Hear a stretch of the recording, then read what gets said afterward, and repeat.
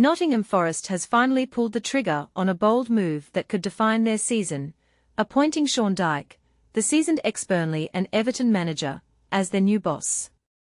But here's where it gets controversial. This decision comes after a chaotic managerial carousel that saw Ange Postecoglou sacked just 39 days into his tenure, marking the shortest permanent reign in Premier League history. So, is Dyche the right man to steady the ship? Or is Forest simply repeating past mistakes? Let's dive in. The 54-year-old Englishman, a former Forest youth player himself, has signed a contract until 2027, becoming the club's third manager this season. His appointment follows a tumultuous start to the campaign, with Forest languishing in 18th place after just one win in 8 games. Dyche's first test. A Europa League clash against Porto on Thursday, followed by a Premier League showdown at Bournemouth on Sunday. No pressure, right? And this is the part most people miss. Dyche's hiring wasn't just a knee-jerk reaction.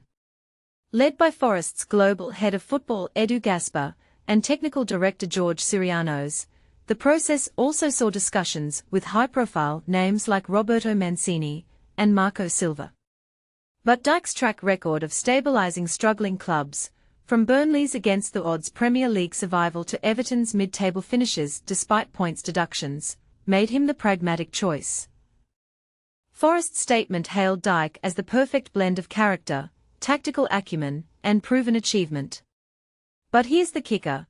His style of play aligns more closely with Nuno Espirito Santo's defensive solidity and counter-attacking prowess, which brought European football back to the City ground in 2024-25. Postecoglou's possession-based philosophy, on the other hand, never quite clicked with a squad accustomed to a different approach.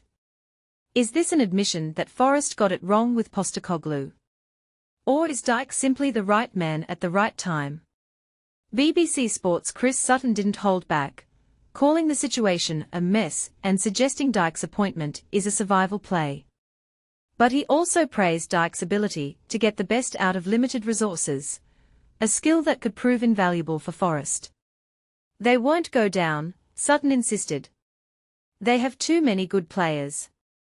Dyche's coaching team will include Forest legends Ian Woan and Stephen Stone, adding a touch of nostalgia to the mix.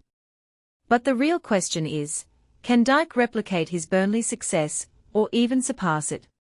His tenure at Everton was mixed, with 21 wins, 31 losses, and 23 draws in 75 Premier League games, but he kept them afloat in a turbulent period. Here's where it gets even more intriguing. Dyche's playing career, spent entirely outside the top flight, gives him a unique perspective on the grind of lower league football. This blue-collar background could resonate with Forest's fan base, who value hard work and resilience. But will it translate into results on the pitch? Paul Birch, BBC Sport journalist, argues that Dyche's appointment makes sense precisely because his pragmatic approach mirrors Nuno's.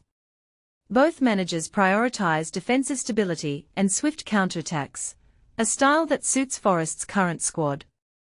Postecoglou's failure, Birch suggests, was trying to overhaul a system mid-season without the luxury of a pre-season to implement his vision. So, is Dyche the natural fit Forest needs? Or is this just another stopgap in a season of chaos? One thing's for sure, the next few weeks will be crucial.